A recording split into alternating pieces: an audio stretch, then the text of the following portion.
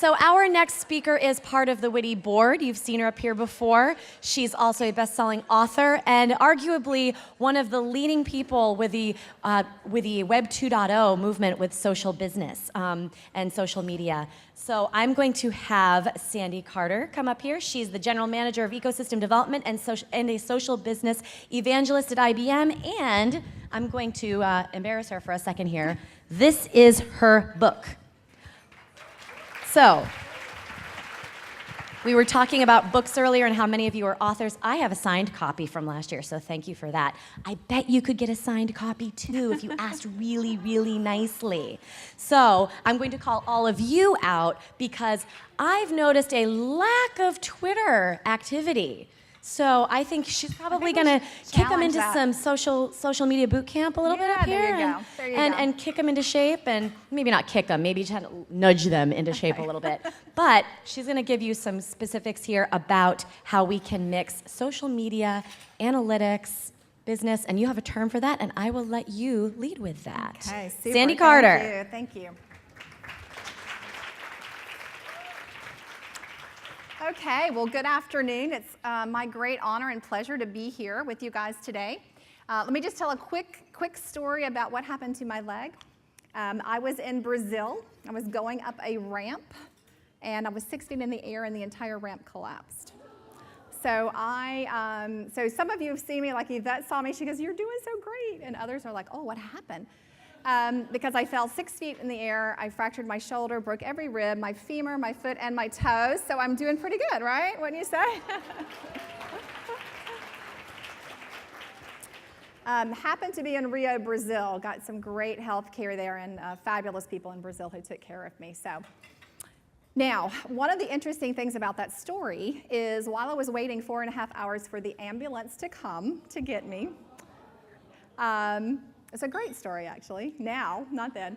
I was tweeting and Facebooking and asking for support and help, honestly. And I have to tell you, by the time I arrived at the hospital room and went through critical care surgery, I had 45 bouquets of flowers from people from Switzerland, from Japan, Bulgaria, all over the world. So the power of social really makes a huge difference.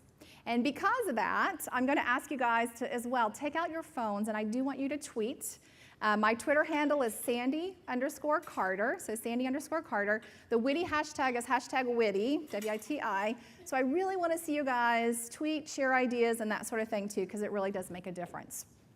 So I really want to have some fun with you guys today as we go through some stories, but I also want to make sure that you are taking something back with you to work that I think could be really powerful, as well as some opportunities, I believe, as Carolyn said, to get us into the C-suite, but also to become entrepreneurs and to really start some new ventures on some different areas. And this is something that I call Socialytics, because as we've talked today, and as we look at what's happening, you've heard a lot of terms and a lot of things going on. We are really at a major inflection point in the industry today, not just because of big data and analytics, but because these technologies are converging. If you think about it, social, think about Facebook and LinkedIn and Twitter, what is all that kicking off? Data, right? Lots of big data. If you think about mobile and all the mobile devices, you're collecting data, Internet of Things collecting data. You need to analyze that. So this whole thing is really converging, and he, and more importantly, she, who can look at this as a multiple discipline area is really going to have a competitive advantage. Competitive advantage for your company, but also for each of you personally as well. So as this convergence continues to grow, one of the things I try to do for you guys today, and this will be the first time that I've shared this, is come up with what I consider the 8 areas of focus, and I divided them into 3 categories. So one is a set of tools. I'm going to talk about 2 tool things that I think are brand new that you can gain a competitive advantage in. The second is the changes that we see in talent. So several women asked about, what new skills, when Alexa was up here and did such a great job on Watson, logistics, what are the new talents and skills that you're going to look for? And then finally, all of that in a context. So what I've got is, I did 8, just because 10's too overused, and I just did 8 for you today. But I want to take you through these 8 areas that are divided apart so that you guys can take action back with you as you go back to your roles and jobs as well. So let's go ahead and get started, and I'll start out with the Internet of Things. Now this morning, that first panel was outstanding. I learned so many things, and I love that Internet of Everything versus just the Internet of Things. Couldn't change my charts fast enough. But what I find fascinating about the opportunity in that Internet of Things or Internet of Everything is, where is the money going to be? So if you look at the opportunity, there is opportunity in the sensors and the wearables, right? In fact, we were talking last night on the board meeting, I think Heather or someone brought up, wearables were even on the fashion runways, right? But if you look at that on the left-hand side, that connectivity area, that sensor area, is going to have revenue there at $60 billion. It's nothing to sneeze at. But look at the right. And that whole Internet of Things era, where is the money? Show me the money. It's in analyzing the data. So it's gathering the data and analyzing that data. It's $180 billion. So as we, as women, as entrepreneurs and intrapreneurs, are looking at this, and we're looking at making bets on where we want to focus, make sure that you're on that right-hand side, or short-term, take advantage of the left-hand side and then quickly move to the right-hand side as you're going forward. And I had 2 examples that I wanted to show you of this that I thought was really interesting, of some women businesses that have started. This is a women-owned business, one of our business partners down in Latin America. And what she's done with the Internet of Things is really capitalize on the sensor as well as the data and analytics. So this is a social hanger. Now, how many of you guys have teenage daughters? Anybody besides me? I have 2 of them. So you guys then will have to help me. So if your daughter tries on an outfit at the store, and she says, "Mom, what do you think about this outfit?" and you give it 2 thumbs up, is she going to buy the outfit? No way. Now, even if you try to trick her and do reverse psychology, she will not buy the outfit because she will know that you're trying to trick her. But what if her friends give that outfit 2 thumbs up? She's going to buy it, right? So what this women-owned business has done is created a social hanger. That little digital ticker there is actually the number of Facebook likes that outfit has received.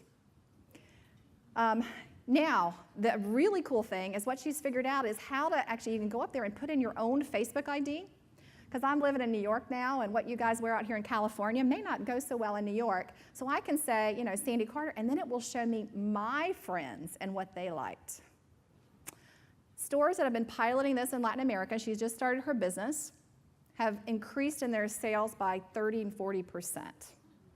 And by the way, it's interesting, not just for the teenagers and not just for the women, but also in the men's areas.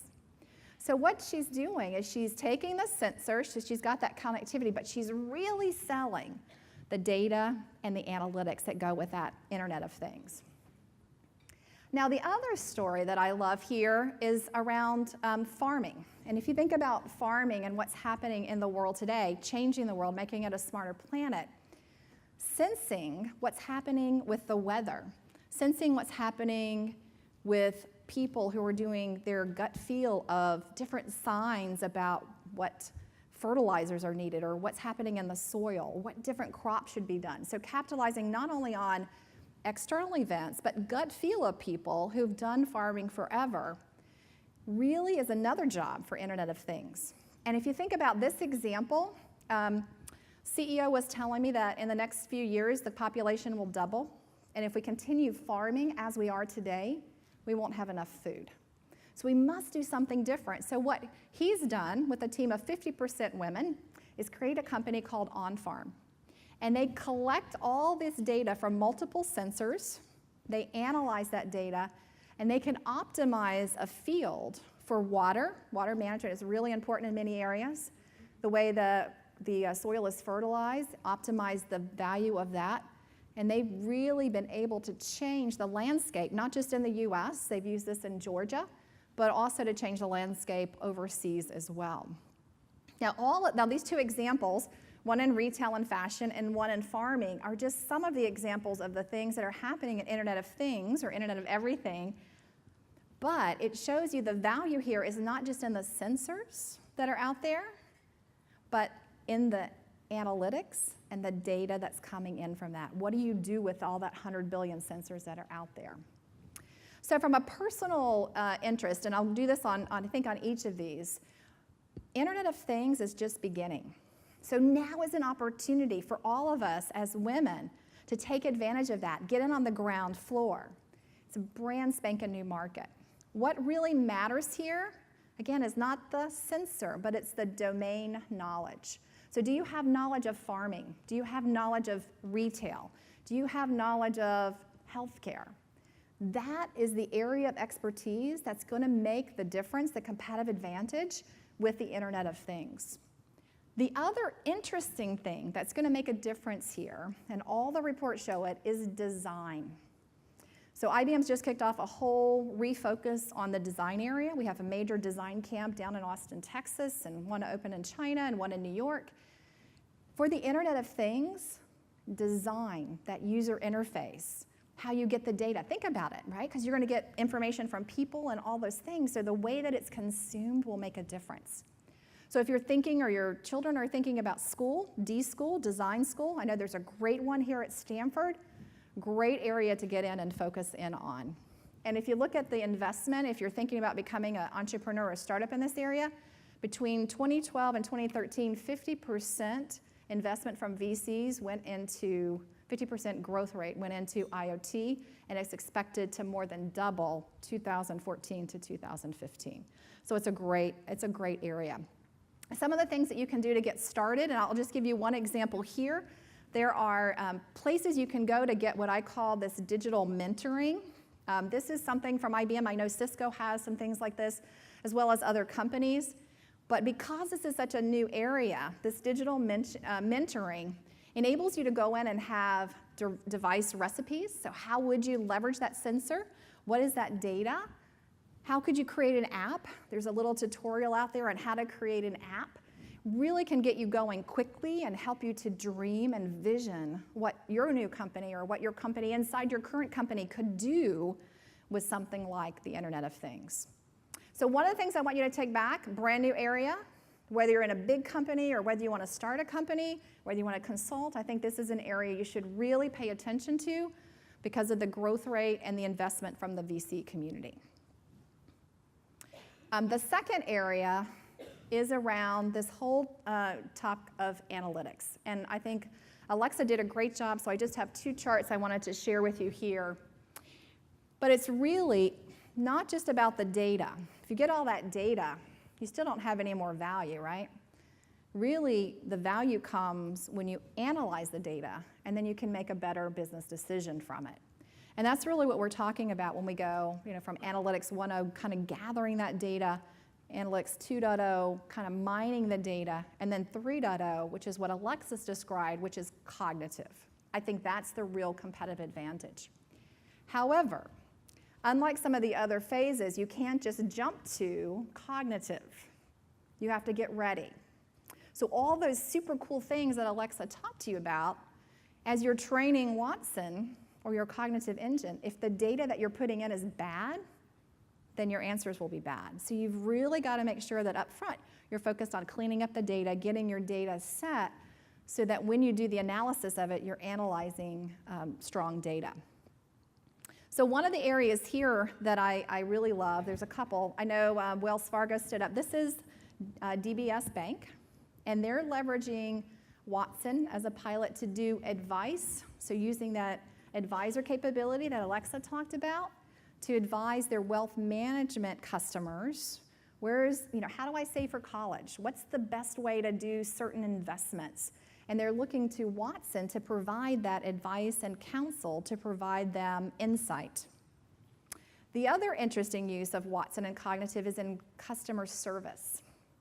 So if you look at some of the numbers there are 270 billion calls that come into call centers. And if you think about it, 50% of those calls require some sort of training or learning, and 61% of those calls could have been resolved if there was better access to data. So again, another great use case for something like cognitive. Now, I wanted to just spend a couple minutes on this because Alexa did the whole lunch on it, But this is another area that's brand new.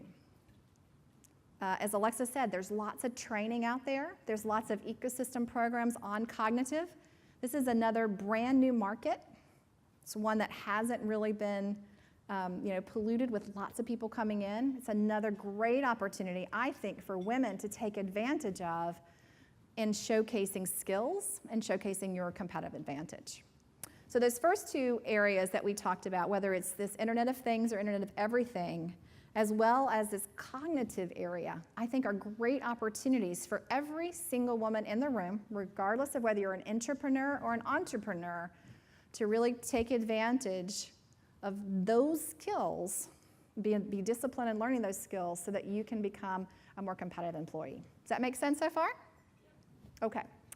Okay, so the third area that I wanted to talk about, I'm going to move into some of the talent areas, and I'm going to make a comment that I made a couple times, a little bit controversial, but I would argue that your Klout score will be like your new SAT score.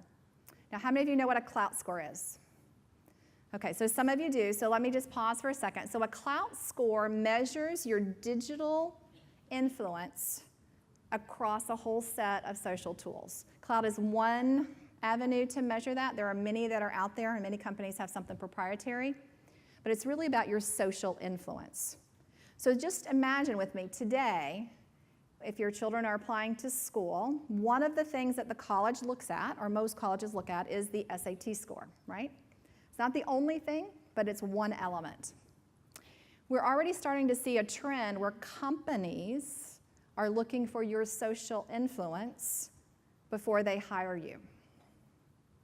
So one very large retailer, even hiring greeters coming in, one of the things they looked at was their social influence score. A marketing company, you can actually go and Google several marketing companies out there, or companies hiring for marketing skill. They'll say if you don't have a Klout score of 60 or above, don't apply. So this is starting in the US, but I was actually just talking to Global Web Index, which does work in Europe and Asia. It's also a trend that's coming not just in the US, but also spreading to other areas as well. So think about that.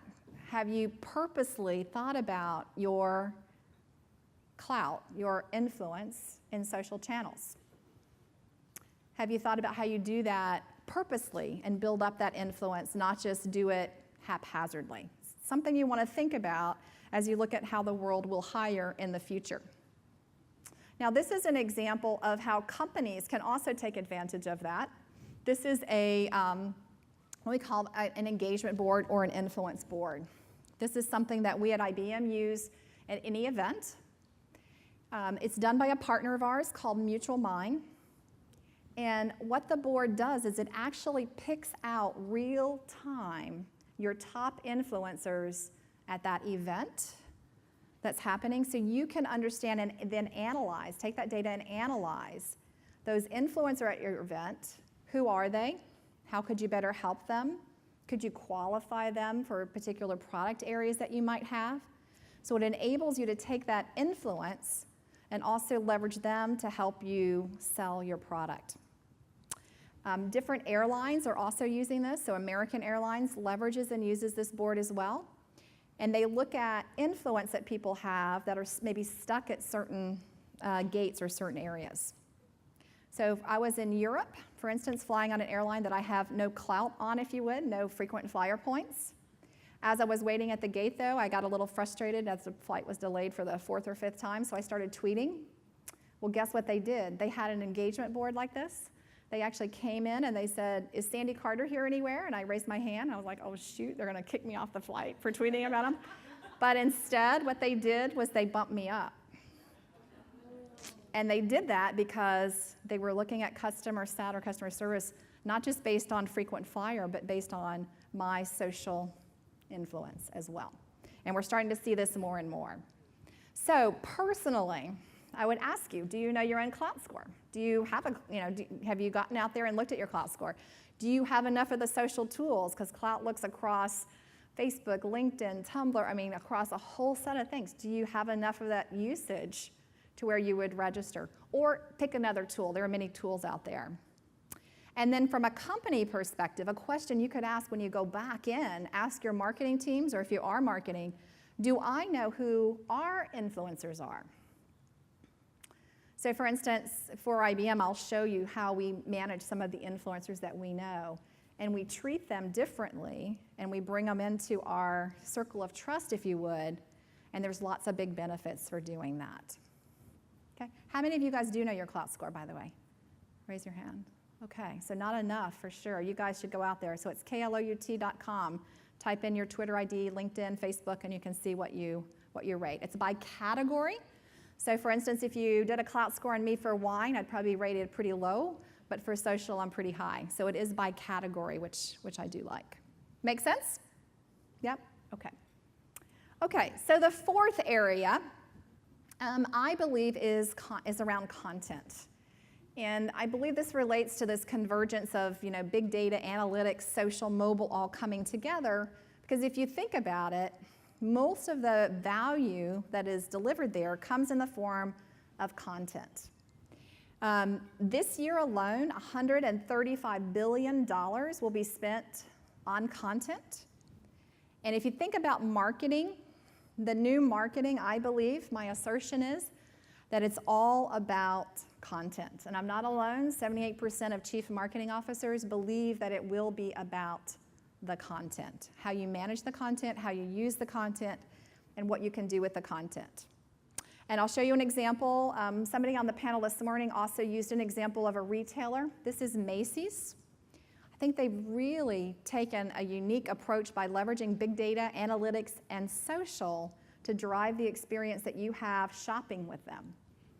So they have a personalized mobile web, so it's all mobile first. Everything is done mobile first. And using that big data and analytics, they additionally pop up things that are personalized just for you, not for anybody in your family. And they have something called the My Macy's philosophy, which is about the way that they leverage and personalize that data, some of which you give to them and some of which they scan the blogosphere to learn maybe a new life event. So you heard Alexa say she just had a baby. Well, they could scan Facebook if she publicly allowed that, and then maybe customize or personalize that page for her because she had a new baby. Maybe something she hadn't purchased in the past, but something that she might need now. So they've really taken this personalization and the use of big data and analytics to a whole new level. And then let me show you an example from IBM. So one of the things that we have developed is something called IBM Voices. And in IBM Voices, we actually take experts, subject matter experts, SMEs, and we customize and curate content. So like a museum, they curate. This is the same thing with content. Curate a set of content for these subject matter experts. And what we've done is purposely had those subject matter experts out on a page called IBM Voices. It enables people to come out there and search for an expert on Watson or an expert on social or expert on big data. By curating the content and purposely optimizing the content, what are the top questions that are being asked out there in the blog sphere, we're able to get a 7 times conversion rate just by leveraging a group of about 100 SMEs inside of IBM with millions of impressions. So leveraging that content in the right way. So number 4, I think the personal content for you is, who are your voices? Do you know in your company who the subject matter expertise, where does it reside? Have you taken those people and leveraged their expertise to help you reach potential new clients? A new position that we're seeing come up a lot is the content curator. So just like you see a curator in a museum, we're seeing a lot of companies now come out with a content curator, and their job is to curate that content. Now, I know, and Adrienne just walked in. Adrienne is writing a new book, and one of the folks that she hired to help her with editing this time is not a typical editor, but someone who used to do screenplays. Now, why would she do that? It's engaging, it's intriguing. She's going to be optimizing that content based on the new world. So a couple of the things that I would look for here is, do you know who the voices are who are going to be influencers for your company? Have you looked at curating content, or does it just exist out there? I know I walked into one customer and they proudly said they had 1.2 billion pages of content. I thought that's a lot, but is it content that matters? Has it been curated? Is it optimized for what's happening out there in the marketplace today? So this is the other thing you need to look at around this whole area of big data. Make sense, everybody? Okay, so let's do number 5. Customers mobilized as advocates. We've been talking about this for a while. It's been out on the fringe, but the brand new data that just came in here in second quarter, 77% of people buy from a recommendation. Do you know how many people go to a website first, a homepage, versus going to reviews? It's less than 2% now. 2%. So you spend all that money and all your time on your homepage when everybody's going out there to get recommendations from sites that do reviews or that do ratings or they go to blogs. If you look at a trusted advisor, which typically is someone who's currently your customer, if you can get them to speak on your behalf, you have a 4 to 10 times conversion rate of bringing them into the fold and becoming a client for you. So rallying your customers to speak on your behalf is another big trend and enables you to capture that data and, again, determine who those right customers are using and leveraging analytics. So I have an example here, which I think is really interesting. So it's from IBM, and this is a program that my team runs. So one of the things that we do is we have our own version of Klout inside, and we look at those people who are customers of ours who could be great advocates. And we analyze their influence. We analyze their subject matter expertise because we want someone who has good depth of knowledge. And then we select them and we announce them every year. Anybody else do that? Couple people. And we make them feel very special. So we don't pay them to write for us, but we preview new product announcements with them. When we have an event, we actually have a red carpet, and they get to sit right up front in our big events of 10,000 people. They have a special place they get to sit. So they get special benefits, and we do this evaluation every year, so they want to be part of that group. You know who else does this from a consumer round is Yelp, right? If you're in the top 1% or 2%, there's special things that you get. Same type of thing here.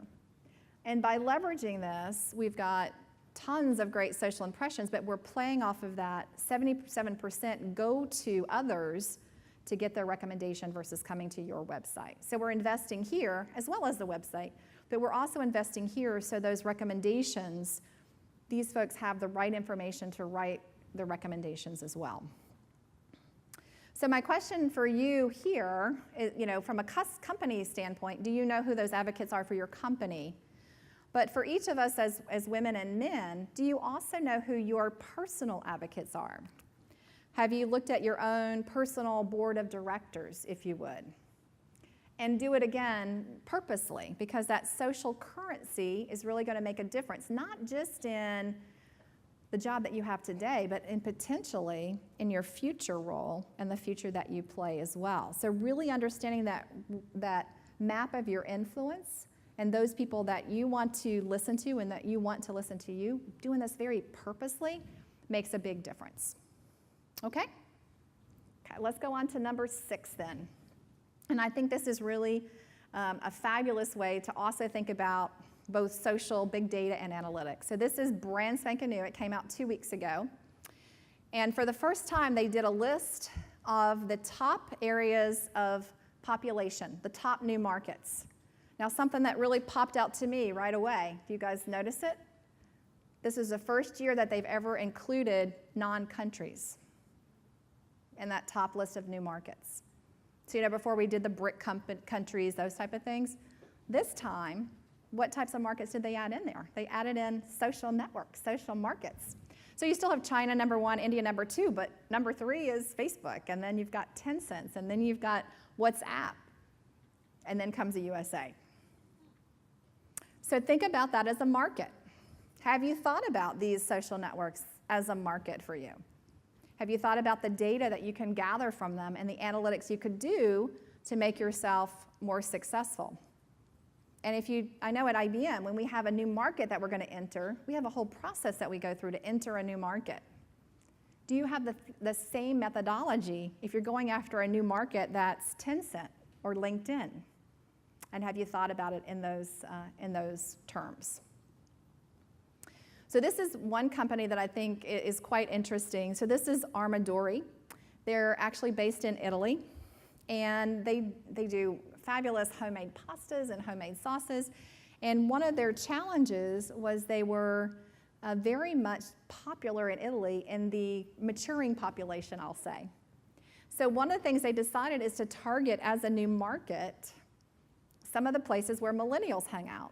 So they actually targeted Facebook, they targeted LinkedIn, they targeted Tumblr, and by engaging folks in these networks that tended to be a younger audience, you can see they had a 125% increase of new visitors to their site, and they increased their reach by 14 million people. By the way, the end result, their revenue has gone up. They won't allow me to say how much, but I'll just say it's very significant. By treating those areas as a new market, not just going after a geography or an age, but really looking at that new market as they go forward. Does anybody do that today? Anybody treat these social networks as a new market? Okay. So I think as you're thinking about this, one of the things that I really love, as you're looking at new markets, one of the things that really brings home for me is that it doesn't matter if you're B2B, business to business, or if you're B2C, business to consumer. What really matters is that you're P2P, people to people, some people say human to human, but you're treating each customer as a person, not as a business or a consumer, but you're treating them differently. And I think targeting markets and going after those in the right way, if you leverage this relationship, you can get, I think, a lot of extra bang for your buck. Okay, so think about which markets that you're in. Okay, number 7. So we've got 7 and then number 8. Number 7, I think, is quite interesting. And this is changing the game with the new areas, what's really happening out there in the marketplace today. So how many of you have let's talk about children. Anybody have children that uses Snapchat? So does everybody know what Snapchat is? Yes, okay, great. So 350 million, think about this, 350 million photos are shared every day on Snapchat.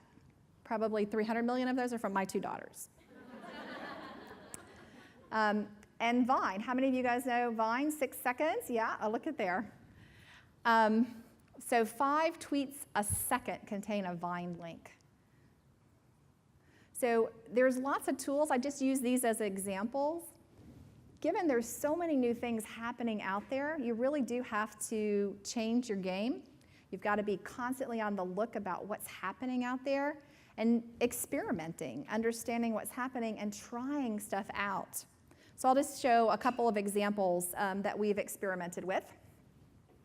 So up at the top, we actually took Watson, and I firmly believe she's a she, and somebody was actually tweeting me, and they said, yep, Sandy, we agree with you, because you know that men can't multitask, right?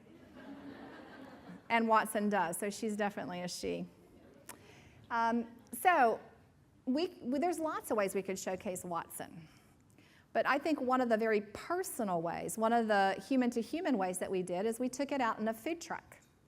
And we had Watson create recipes. I have to admit, some kind of bizarre. They did a burrito with chocolate and bacon. Actually, it was pretty good. Yeah, there you go.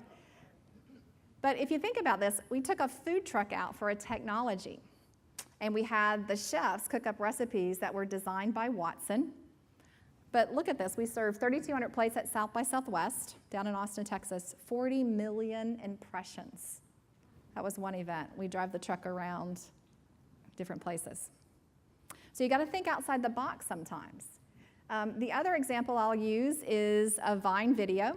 We didn't know if that would work for technology. 6 seconds. Think about that. What can you say in 6 seconds? We actually did a 1.5 minute video that we shortened down into little snippets. And that little snippet set, called A Boy and His Atom, in the first day was viewed 5 million times. In the first day. So that small little video clip. So the challenge I would give to you is, sometimes we think that marketing has to be huge things and it has to be done by a marketing department. But there's some of these things that you can try out and test and experiment and become the hero in your company, the hero in your small business by testing and trying some of these things, experimenting with them, and then seeing the direction, is it positive, is it negative, and then trying more things or taking that to the next level. And I think these are just two great examples. So the big takeaway I think here on this particular area is to experiment. And I think this is an area that I see a lot of women are a little bit more afraid of, because when you experiment, you might fail. And I was talking to Cheryl Root. Where's Cheryl? Cheryl's somewhere here on the board. Cheryl. So Cheryl was telling me about, she worked at HP, and they had set up these little innovation centers, and the experimentation rate was 1 success out of 10. So 9 failures, 1 success. And what a bold way, I think, to run a company and to innovate, to try new things, is to really drive that innovation. With this technology, with all that data, with the analytics that are available to you, this is a great place to experiment, try new things, because what we call it, you can fail fast. Get back up on your feet again and get going. So don't be afraid to experiment, try new things, and then if they don't work, learn from it, and then move on to the next thing. It's a great era that we're living in today that I think this really should be a mantra for you.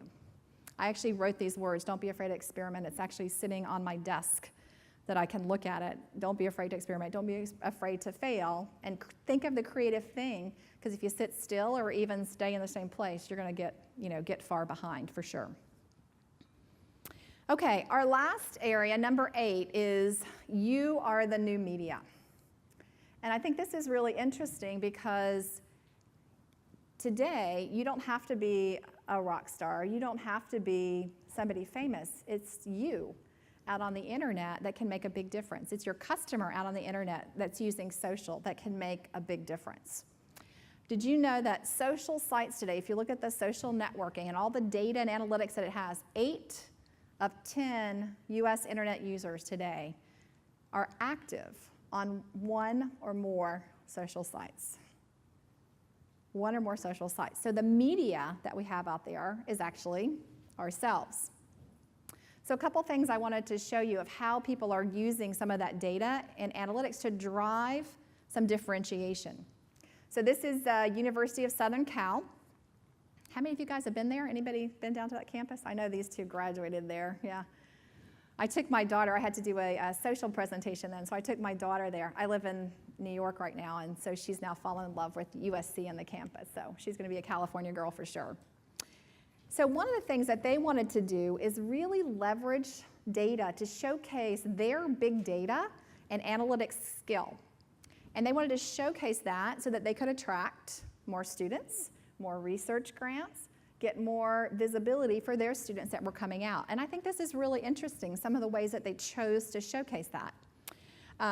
One, they decided to see what Twitter and what people would vote on coming out of the Hollywood award season. So they would do like a People's Choice Oscar nomination.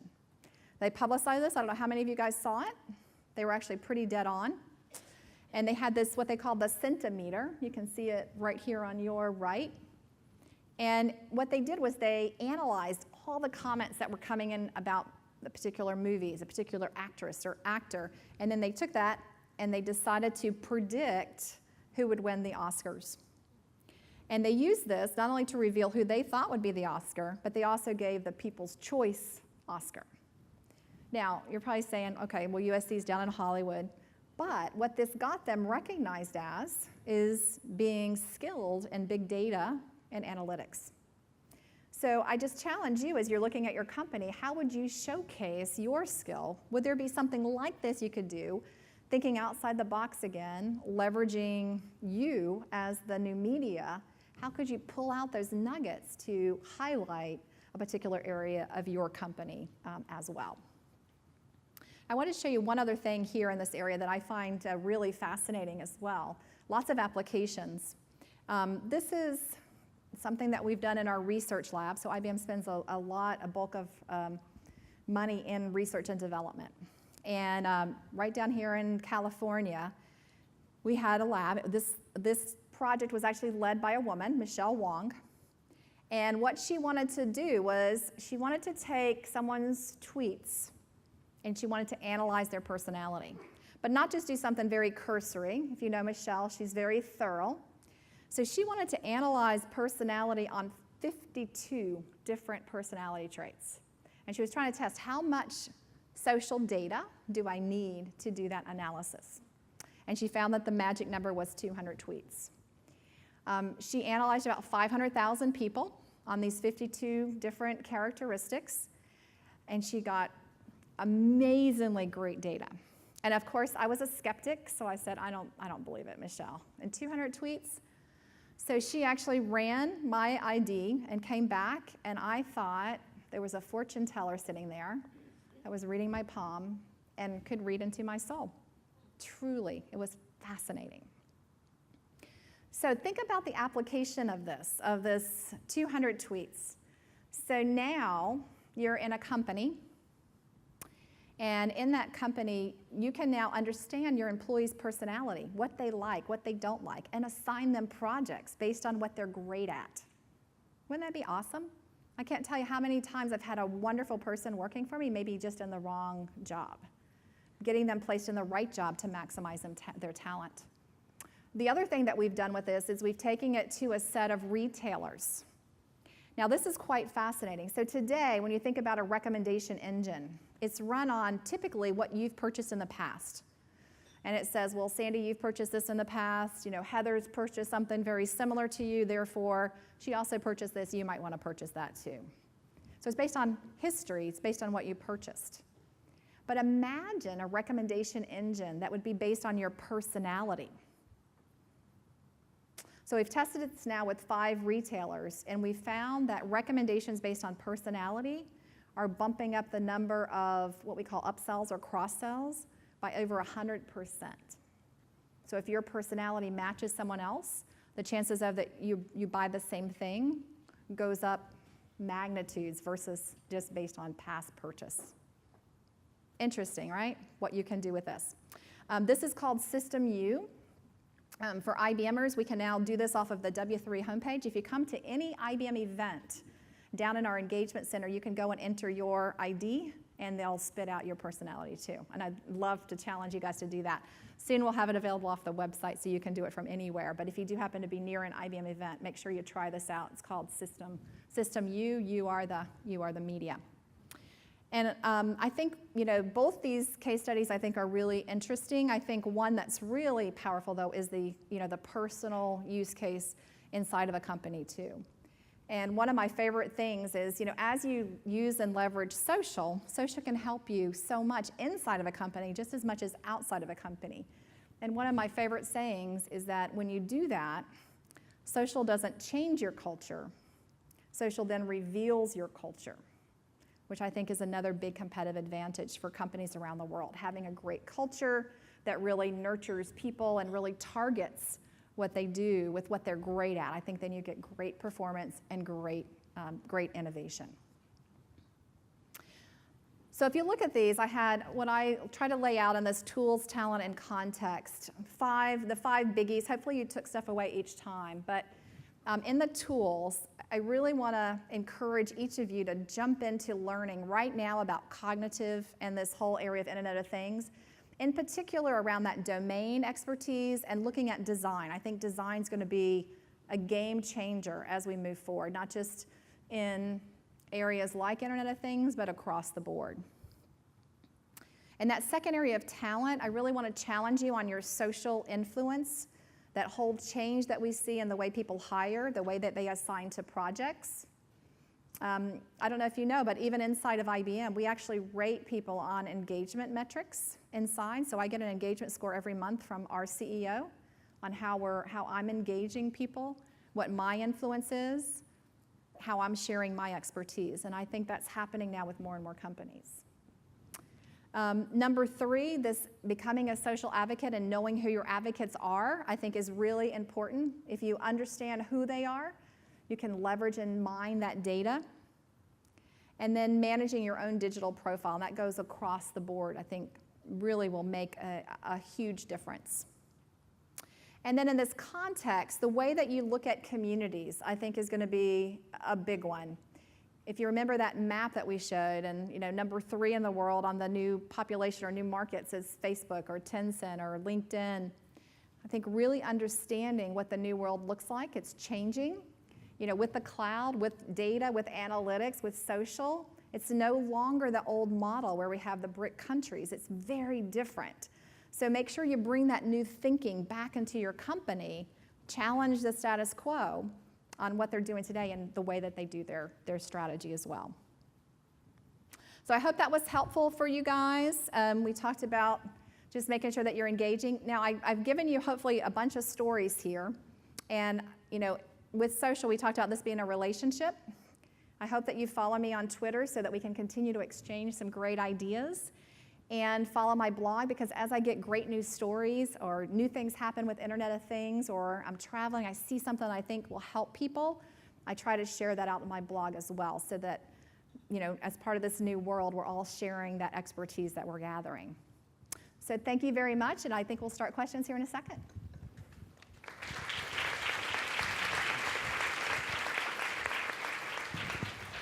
So I think we have just a few minutes for questions. Mm-hmm. Yes? Okay. Any questions that anybody has? Was that helpful, first of all? Tremendously. Okay. Tremendously. So, Cecilia Carranza-Lewis, IBM. One question, you're talking about how being social is a good thing, can help your company, but there's been recent examples on when people try to have people Twitter.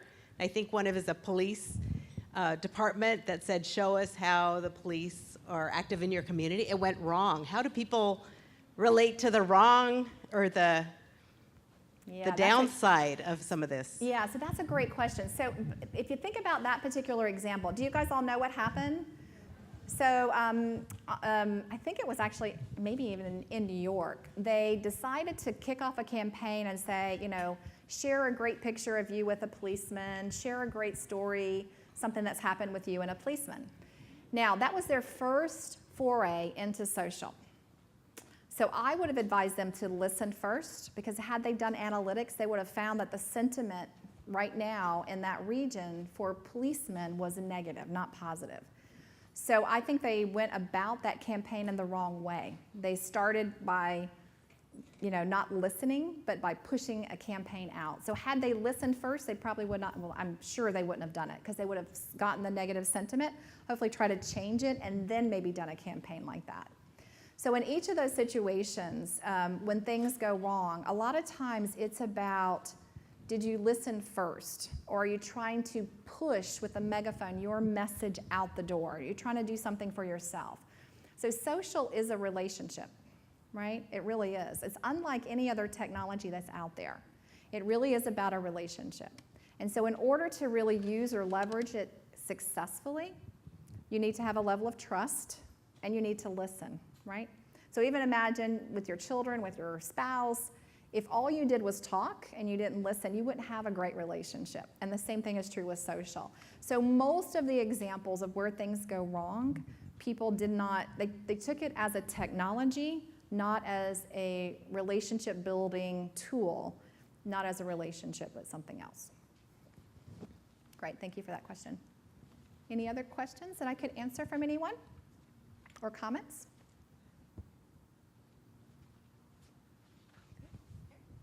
All right. Now everyone raises their hands. Good. So where are we going to go first? Yes. Oh, hi. My name is Song. I work for Zappos. So I run into this kind of question a lot with my friends. Things like the Klout score, and employers increasingly kind of looking at social media to kind of either recruit or kind of make hiring decisions. But I also have like a population of people or friends who prefer to be off social media for either privacy reasons, or they just don't want to be on the grid.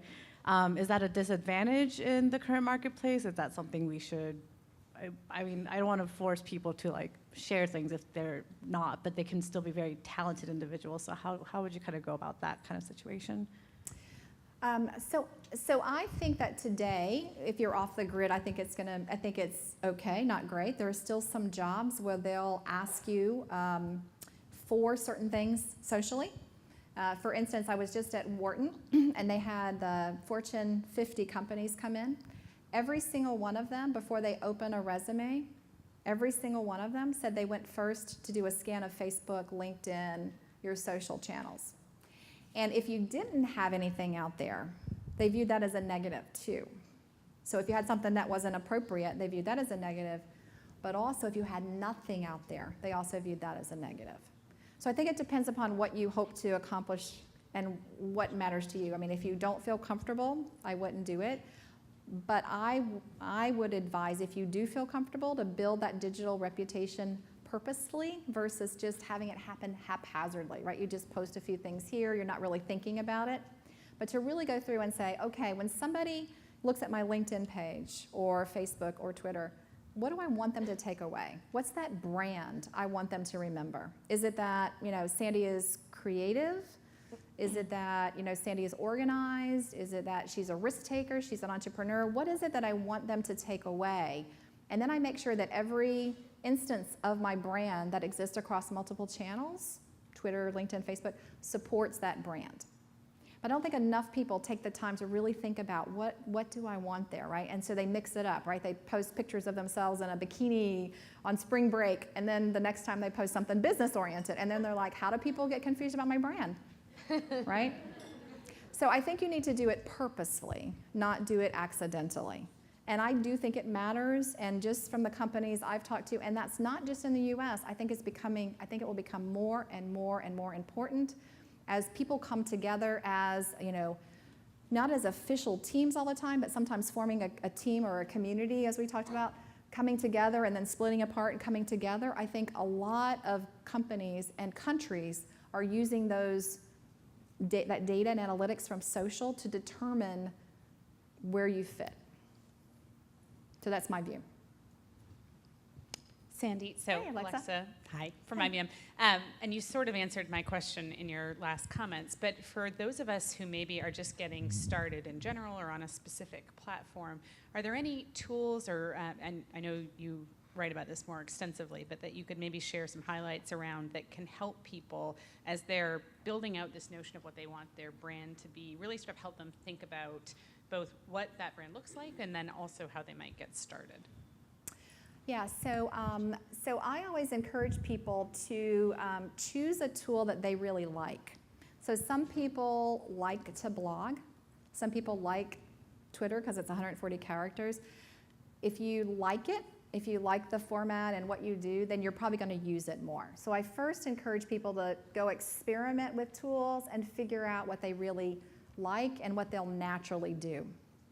And then I'll ask people to look at what they're trying to accomplish. So let's say that I was going to go after Japan. Well, Japan, most people blog. That's their #1 choice of tool. So if I really wanted to go after my reputation in Japan, then I would start to blog. If I was going to go after my reputation in London, I would tweet. So there's certain regions of the world and certain targets for tools. So for instance, Google+, 80% men. If I was a retailer, I probably wouldn't go there. I'd go to Pinterest, which is 80% women.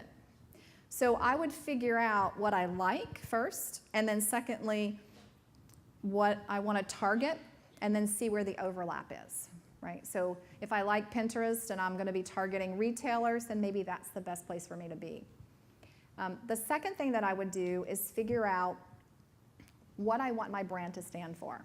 So when I think Alexa, what is that thought going to be? And then I would make sure, my picture in LinkedIn or Facebook is consistent with that, right? So if you wanted to be viewed as a very corporate, maybe your picture would be, you'd come out here and take a headshot and you'd be in your business suit. If you wanted to be more entrepreneurial, maybe you dress in all black, So you would fit your picture with your brand, just like a company does, right? And that picture is kind of like your logo for yourself. And then I would make sure my little 5-minute spiel in every one of those social tools matched what I wanted to be known for.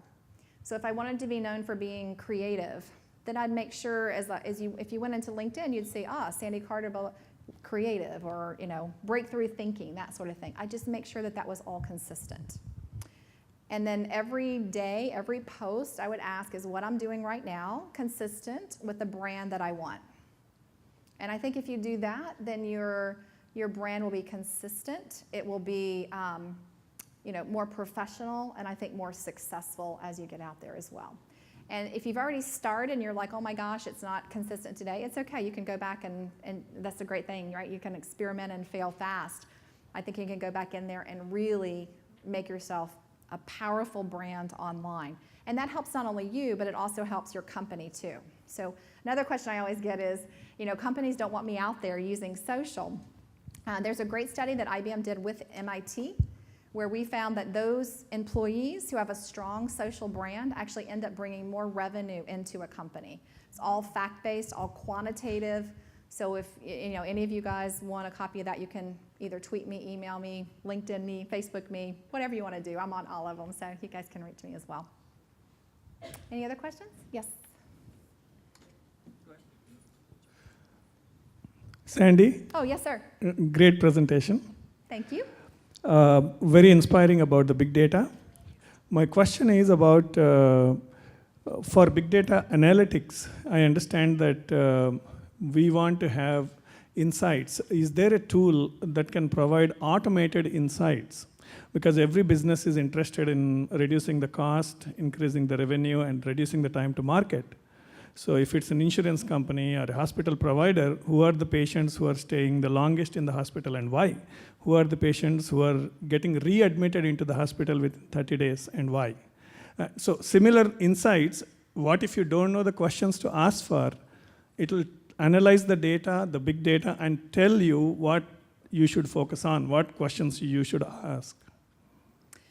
So, truth in advertising, I work for IBM. So the products I would tell you would be IBM products, right? So they would be things like Cognos, SPSS, core metrics that we use to run our business in dashboards. To get to which questions you might want to ask, something like Watson would be very helpful because, for any standard BI tool today, you have to know the questions that you want to ask, right? Because you do that in a rule-based scenario. So that's why Alexa said Watson's not just rule-based, it actually thinks and learns. But the first step would be leveraging some of those analytics tools. So for instance, there is a university called Seton Hall. I don't know if you guys know it, it's in New Jersey. They had a Facebook page up, but they weren't getting enough students to come to Seton Hall. So we leveraged one of the analytics tools to read their Facebook page and to understand what was happening with potential students who were using the page, which weren't a lot, but we used that to get some insight. And one of the things we found was that those students who had a relationship with an alumni were deciding for Seton Hall. So we actually then decided to invite the alumni into the Facebook page. So we just kept refining, kept gathering the data as more and more people came in, kept refining it and understanding more and more about the potential students. Seton Hall had their highest matriculating class ever last year based on using that big data and analytics on their Facebook page. So pretty interesting use of data if you have the right tools. But there are more besides IBM, but of course, I think IBMs are the best. All right, last question over here. Hello, Sandy. I'm Norma Wattenpaw. I took notice of your comments about maintaining consistency across the different social media platforms. I wonder if you have any advice in that. I find I'm kind of, schizophrenic in that in Facebook is where I post vacation pictures, brag about my kids, all that kind of personal.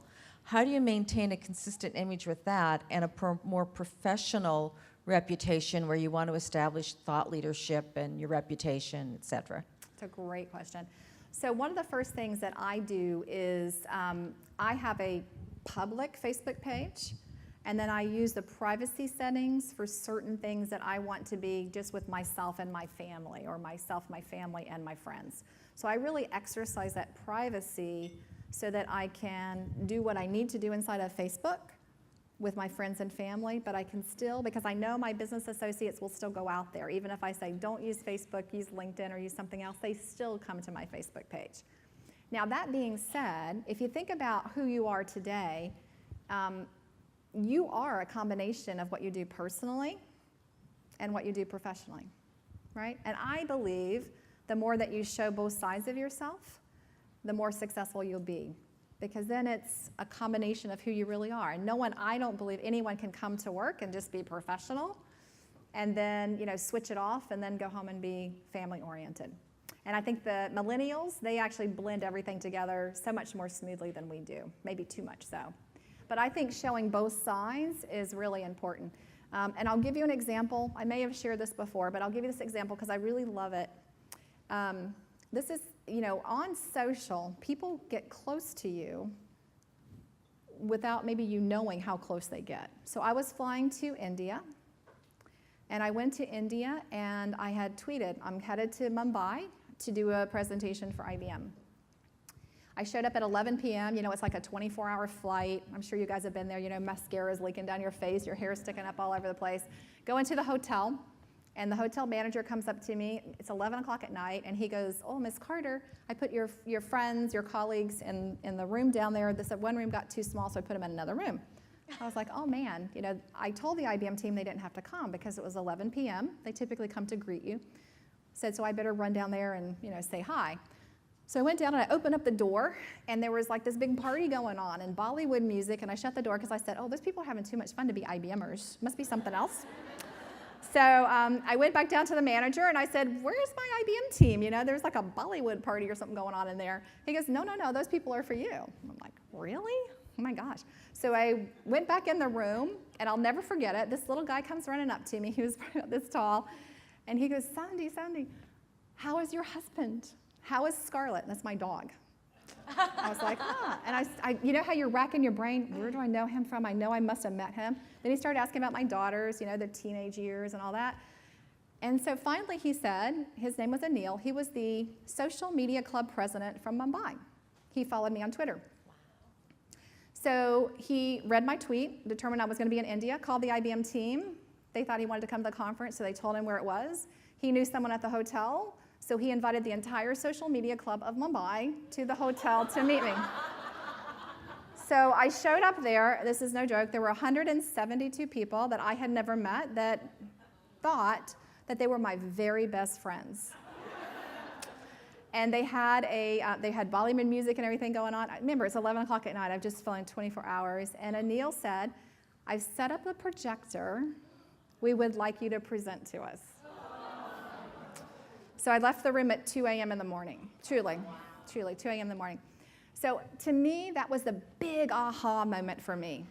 Social is not just a tool. It is a relationship. And people believe that they really know you, and that is a powerful thing. So that means you need to take care of that, protect it. Henceforth, I never let people know before I go somewhere, by the way. But it was a powerful message because and now I would call them my friends, but it's very interesting how powerful that is, how powerful the relationship is. Even today, if you go look at my Twitter stats, I think I have 27,000 followers. There's a large number in India, and a lot of them, which are fabulous, actually came from that time I went when Anil, the Social Media President Club, invited me into his family. So thank you guys very much. I appreciate it.